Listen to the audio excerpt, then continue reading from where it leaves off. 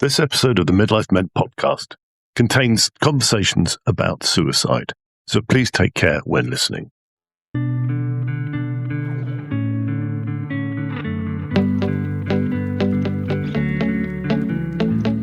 Welcome to the Midlife Men podcast with me, Philip Briscoe.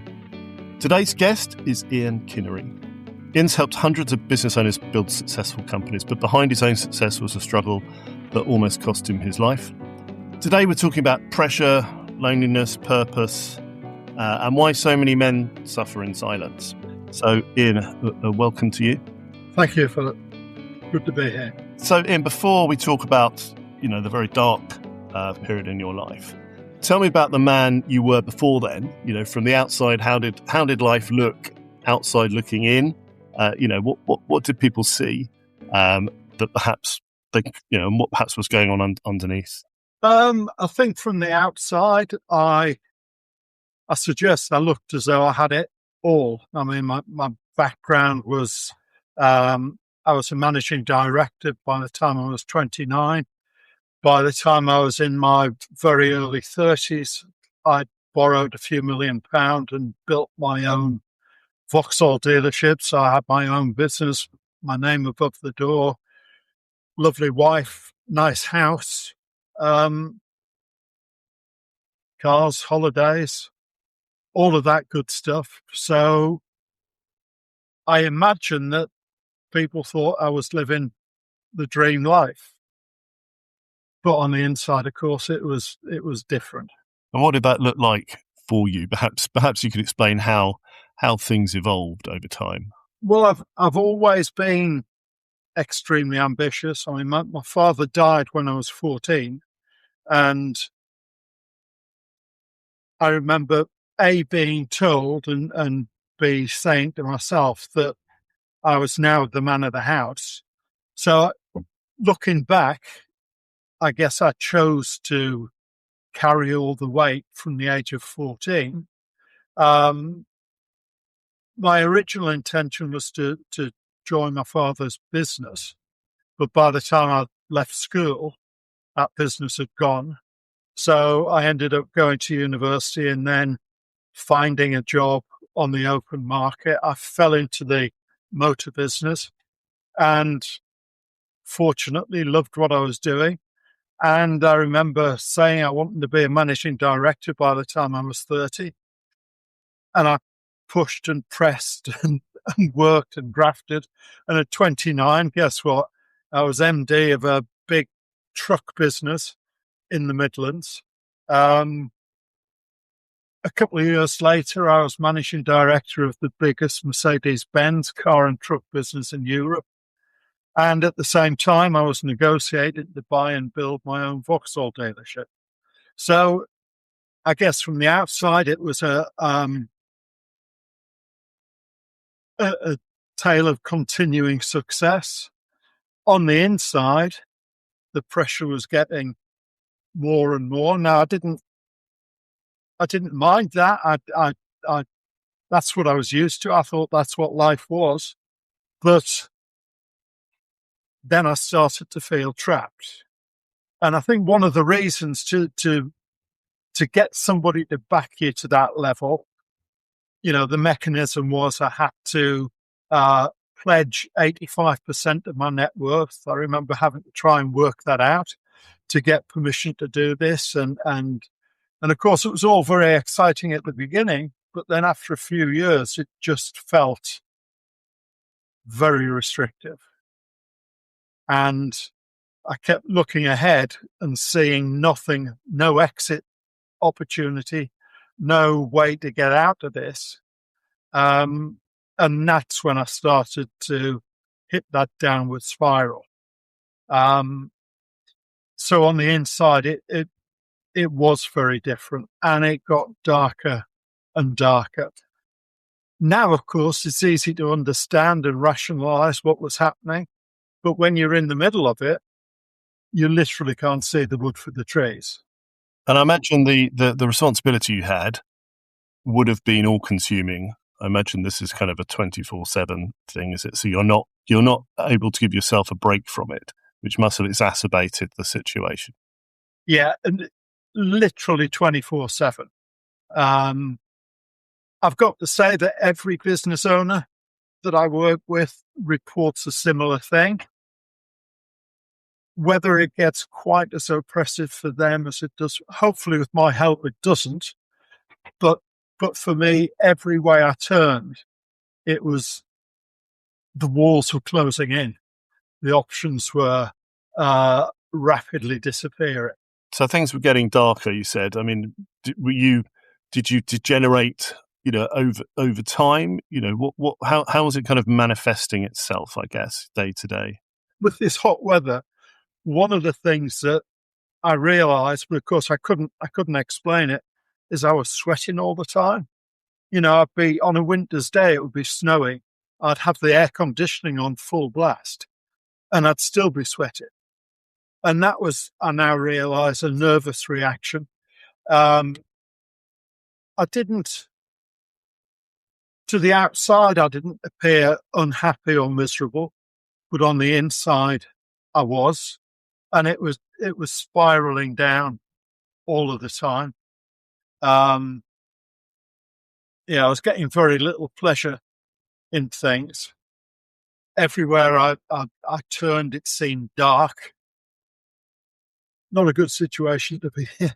So that sounds like it was physiological as well as mental then. It was having a profound effect, across your life. And were you kind of conscious of this happening, or were you just kind of caught in this spiral? A bit of both, Philip, to be honest. I was definitely caught in the spiral. I was aware that some things weren't right, but, I'm a bloke. I'm a northern bloke. So we tend to shrug things off, stick our head down and backside up and plough on.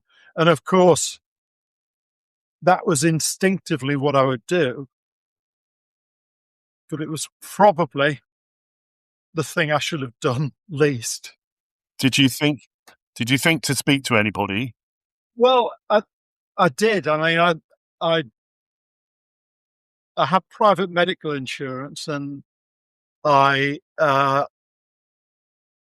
doctor was my wife's cousin. Of course, my marriage was breaking up at the same time.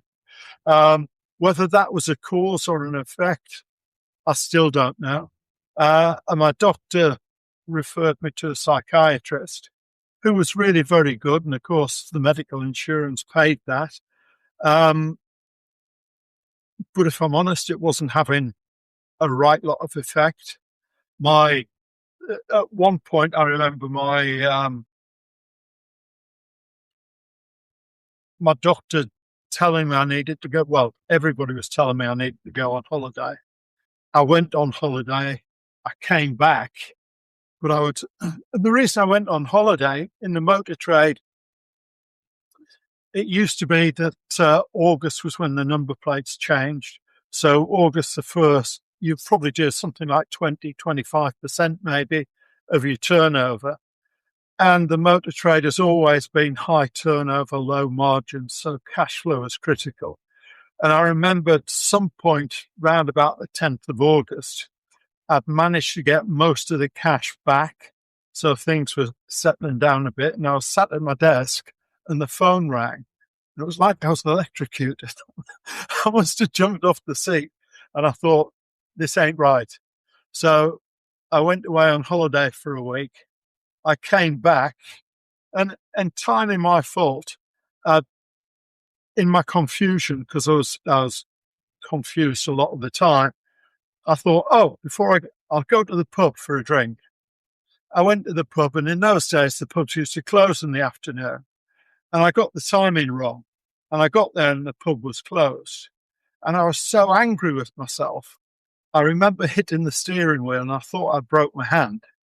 And I'd just come back from holiday, literally just got back in the country the day before. And I remember thinking to myself, something ain't right here, and at that point I knew I was on a pretty slippery slope. So yeah, I was wrapped up in it. I was trapped in it. I was conscious of it, but it was almost an outsider looking on. I couldn't join the dots to work out what I should do. And so, from what you've said earlier, then I'm assuming it got worse then. Yeah, that must have been around about August time, I think. And I battled on. And then over the Christmas holidays, I tried to end it all.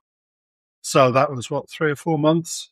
And so, I mean, you must have been at a point where did you think, and I hope you don't mind me asking this, did you think, I don't want to be here? Or did you think, I just don't want to live this life? Because there is a difference. Not in my mind. It was one and the same thing. And I just felt I couldn't go on. And it's interesting the way the brain works. You know, I had I was in the middle of a divorce and I was living in a rented house. And it just shows bizarrely how determined I was, but also how stupid I was. My car wouldn't fit in the garage because, of course, I had the biggest car that Vauxhall did. So I went into the office and swapped cars with somebody because I had a little one. So I could get it in the garage, and that was to be my exit strategy. Of course, as I say, stupid, I didn't realise that a car with a catalytic converter on wouldn't kill you the way they used to do. And it's that saved me. So, he says with a little bit of embarrassment. And so did you come around in hospital or? No, I came round. It was a bit messy, but I came around in the car, staggered out of the garage. It was attached to the house, bounced off the walls. Woke up in a bit of a mess the next morning. I had an appointment with the psychiatrist that week. And when I went to see him, I had this scar on my head where I bounced off the wall.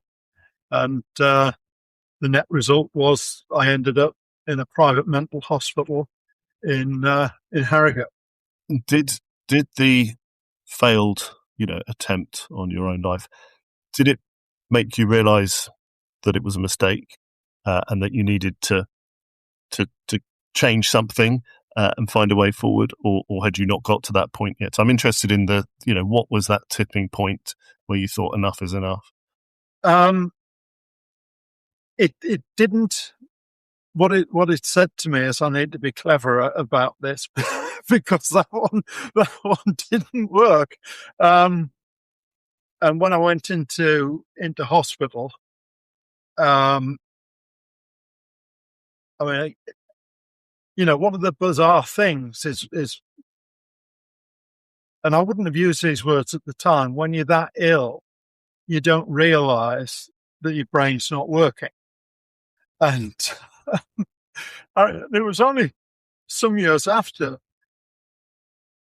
I remember having a bath in this place, and it was lovely, private rooms and stuff. And the nurse kept coming in, and I thought that's odd. She must fancy me.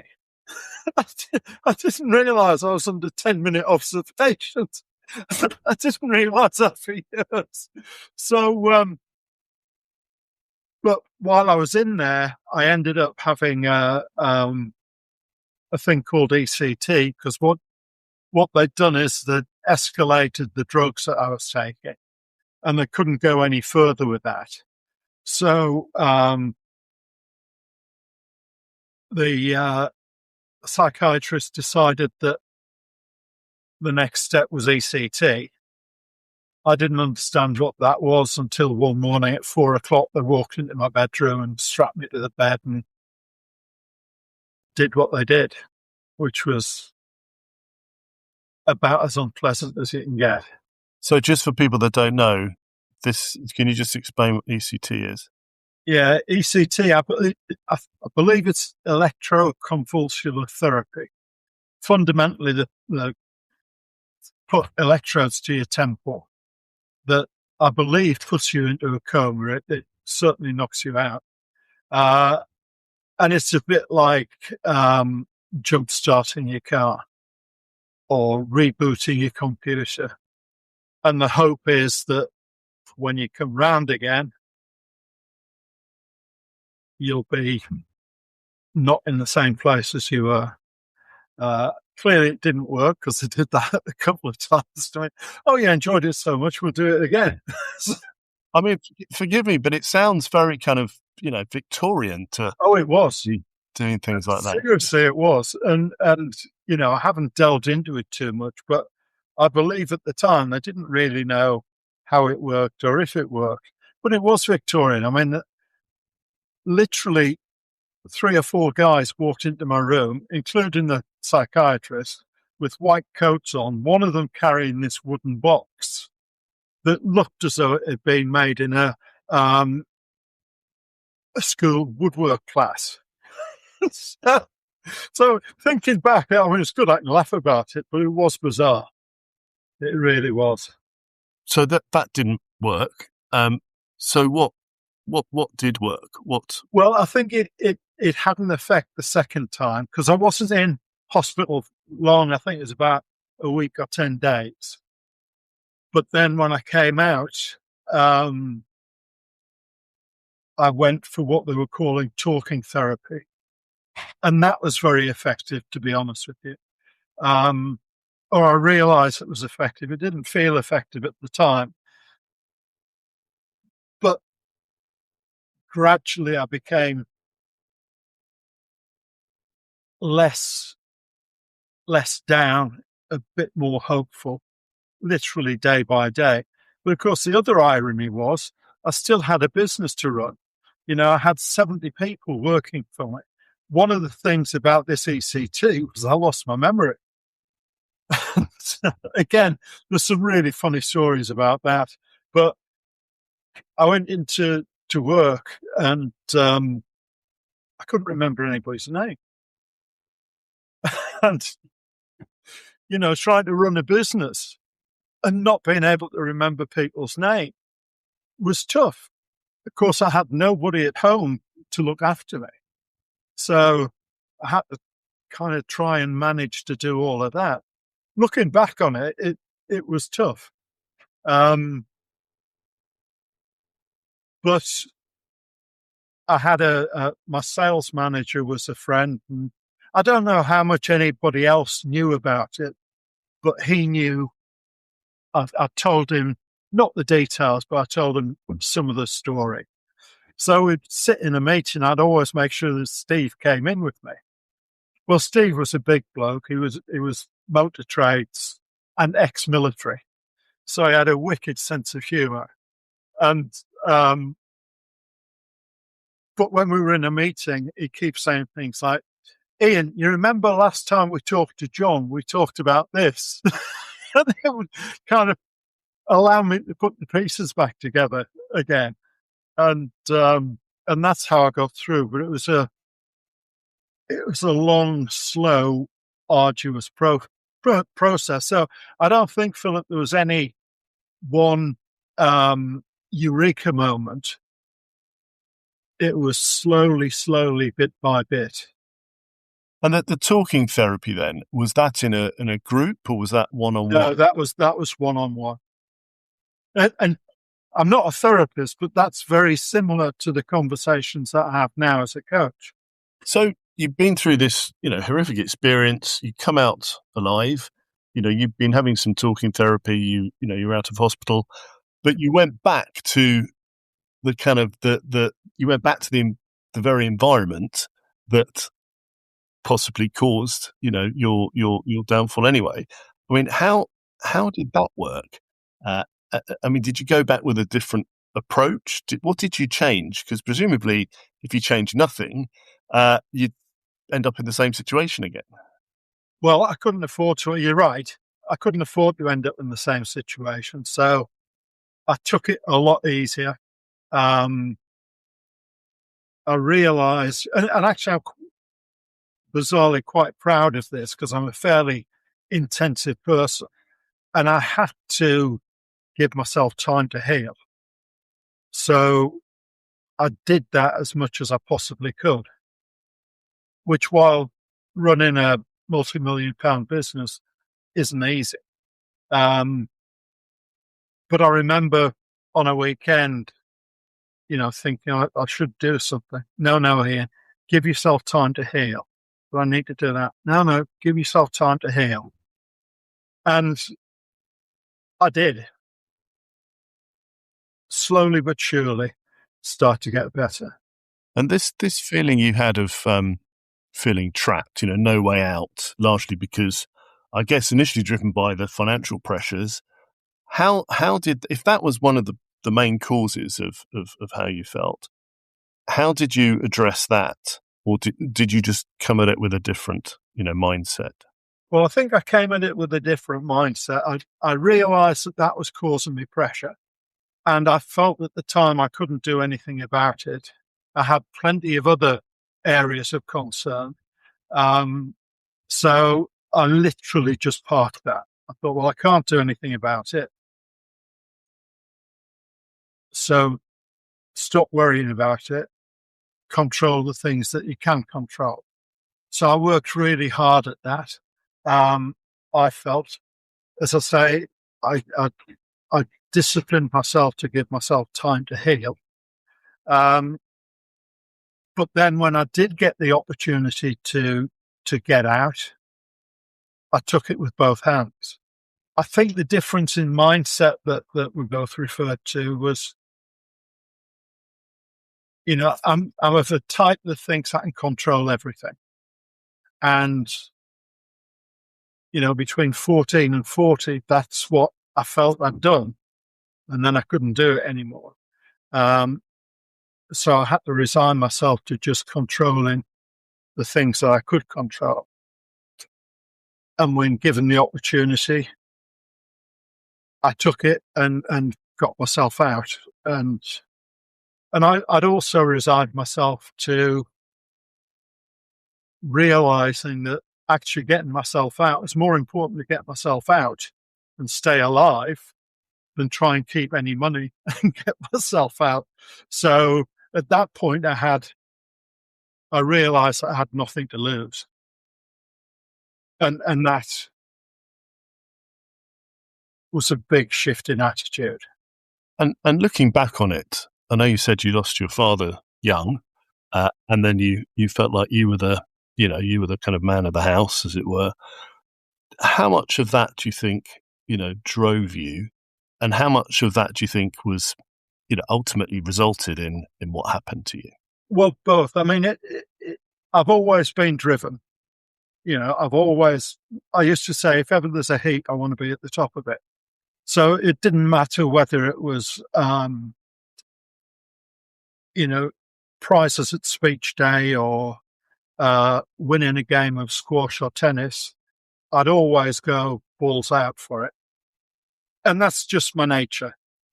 And there's not a problem with that. But I think for some of us, it becomes too obsessive and too obsessive for too long, really. But I really did drive myself, and also at a much younger age than most people. I mean, to be MD at 29 of a multi-million-pound business was, I now realise, was going some. But whatever it is, I put myself under pressure because that's the way I naturally do it. So I think a combination of nature and nurture, if I'm honest. And I grew up in a very old-fashioned boarding school where there really wasn't any sympathy. It was dog eat dog. I went into a profession that was very much dog eat dog. And I'm not complaining about that. I don't think that's the problem. I think the problem is our ability to deal with that, not necessarily the situation, if that makes any sense. But it was an interesting time. I think a couple of things that stick in mind, Philip, that kind of tell people if they're in a similar situation is that when I was at my darkest, I mean, I was angry. God, I was so angry. And I remember having a conversation with this therapist, and in full anger, I said, if there is a God, he's not the benign, benevolent God that people think he is. I said what I really thought of him, which wasn't very kind or politically correct. And I was furious, absolutely furious. And then literally only a couple of years later, I found myself thinking back on those times, and I put myself back in the room I was in Harrogate and actually feeling grateful for it. The bizarre thing is, I don't believe that I could do what I do now had I not gone through what I'd gone through then, if that makes any sense at all. And in a strange way, I was grateful for it. And what I'd say to anybody is, I know it doesn't seem that way, but you will look back on this with some degree of gratitude. And it really did change. Not only did it change me as a person, but probably more important for it, it changed the way I'm able to relate to other people, which is, I think, I can't think of a greater gift. How much, Ian, do you think this is down to, what part does kind of loneliness play when you're, leading multi-billion pound business? You've got a lot of pressure, financial, you've got people's jobs that you're responsible for. But people listening to this who perhaps aren't, execs or leading businesses, who still feel that loneliness, especially in, middle age or, 40s, 50s, and they shouldn't do because they've got all these people around them. How much is loneliness, you think, a factor in how men, feel and cope in the kind of middle years? I think it's a huge factor. And I was thinking about this quite a bit. I've just come back from holiday, and I think loneliness takes different forms. You don't have to, being alone isn't loneliness. Lots of people, myself included, enjoy being alone. But that inability to really voice externally what's going on internally is very separating. I remember when this all started, one of the things that I noticed was I used to share everything with my wife, and I stopped sharing it. I think as men, and I'm going to say particularly as northern men, blokey blokes I call them, we don't share stuff. I mean, that's well documented and well researched. I think it's a fact, but it's not healthy. Even that bit that's now frowned upon about blokes going down the pub and having a few beers and maybe being a bit leery, but that's our way of bonding with other blokes. And that's important, and that's kind of socially frowned upon now. Being a boss is by its very nature lonely. And yes, you can talk to other people about it, but I know for a certain fact that unless somebody's been there, done that, they don't really know what you're talking about. Unless you've ever had the doubt that the check that you sign on Thursday for people's wages is going to be honoured. You don't know the fear of that. So I think being a bloke leans into that loneliness. Being a boss leans into that loneliness. Being a blokey bloke leans into that loneliness. In many ways, I think that, and I genuinely believe that the way entrepreneurs are wired almost sets them up for what I went through. Because almost by definition, entrepreneurs are, they fly solo. They tend not to ask permission. They might occasionally ask for forgiveness, but they just get on and make things happen, whether other people think it's a good idea or not. In fact, you could argue that if entrepreneurs listened to other people, they'd never be entrepreneurs. I wanted to ask you about this actually, because I know this is what you do now. And you work with other, you help people, you help entrepreneurs in this sort of situation.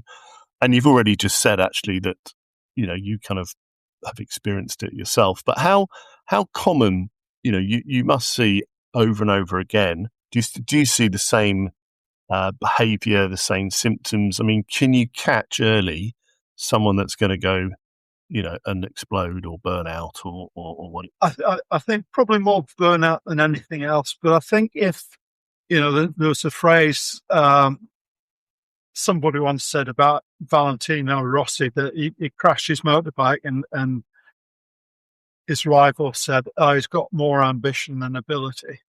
And I think that's also a problem. If we are ambitious and we haven't yet got the ability, we are likely to metaphorically slide off the track. One of the things that I notice is that when I'm working with people, and part of the idea of coaching the way I do it is, I don't know if you've ever ridden a motorbike, but if you do your advanced motorcycle course, they teach you that you can go as fast as you can see. So they teach you not to look at the road ahead, but to look literally a mile down the road. And in many ways, that's similar to what I do with entrepreneurs. I help them see stuff that they can't yet see so that they'll be ready for it when it does happen. And as we build people's ability in advance of need, people naturally feel more confident and less likely to slide off. So I believe that is not only therapeutic, but preventative, if that makes any sense. And, I've lost track of the number of people who, I remember I coached a guy who was the highest paid executive in the north of England, he told me. And at one point, just out of the blue, he turned around and he said, I've never felt so happy in my work as I do at the minute. Because I think what happens is just having somebody in your corner gives you a greater feeling of security and lack of loneliness. So I don't think it's a case of catching it. I think it's a case of digging the well before the thirst hits. Does that make sense? It does, yes. I love that analogy. So for men listening to this, or someone listening to this who feels, trapped by pressure or responsibility or people depending on them, and maybe they're not execs, but it could be within a family or a career or anything like that. What would your advice be that they need to hear that would help? Just something they could do today, something quick and easy, just to kind of try and turn things around a bit, start a step in the right direction. I'm going to give you two answers to that, if I may. One is, and I referred to it a minute or two ago, when somebody is getting overwhelmed, I'll say, take a sheet of paper. On it, draw the biggest circle you can fit on it, and start to write in that circle all the things that you're worried about. You've probably heard this before, but that's called the circle of concern. And there's lots of things that we're concerned about. If we watch the news, there's even more stuff that we're concerned about. But we can't do anything about that. But in the middle of that circle, you can draw another tiny circle, and that's the circle of influence. And in that, write the things that you can influence. Right now, today, I can't do anything about who's running for Prime Minister. I can't do anything about the exchange rate. I can't do anything about Iran. But I can do something about what I'm putting into my body, how much sleep I'm getting, how much exercise I'm getting, how I'm behaving. And just focus on one or two things that you can influence. And what happens over time is, without noticing it, the stuff in the circle of concern, and when I do this on a PowerPoint, I've got it so it's all red and angry, and that sort of fades. Because it's still there, I'm just not bothering about it. And the circle of influence gets bigger and bigger. And I can only do stuff about stuff I can do stuff about. So that's where I'm going to focus my effort. And the other thing, which is if you like, a bit of a hack, although I hate that word, is for anybody that's struggling, get yourself a notebook and a pen. It's as simple as that. And then set yourself a ritual so that once, maybe twice a day, it's entirely up to you. You pick up the pen, you pick up the notebook, and you decide that you're going to write 3, or 5 wins in there. Now, what's a win? A win is anything that you can be justifiably proud of. So I'm a diabetic. The fact that I've got a cup of tea here and I haven't eaten a biscuit, for me, is a win. And just start, even if it's only once a day, writing 3 wins out. And after a while, you'll have a book full of wins. Because one of the problems is that when we get into that space, we lose all sense of proportion, all sense of perspective, and we can't see any of the good stuff. Now, the brain is hardwired. I think somebody can't quite remember who said we've fundamentally got 7 emotions. 4 of them are what you would call negative. And those emotions are what have helped us as a species survive and evolve all these millions of years. So one of them's shame, the other one's disgust. And they stop us from doing things that are going to be harmful to us, like drinking foul water, eating rotten food. But of course, what happens to some of us, our brains are hardwired to see the negative. And for some of us, that's all we can see. So that wins diary is a very simple way of, over time, rebalancing the brain so we notice the good stuff.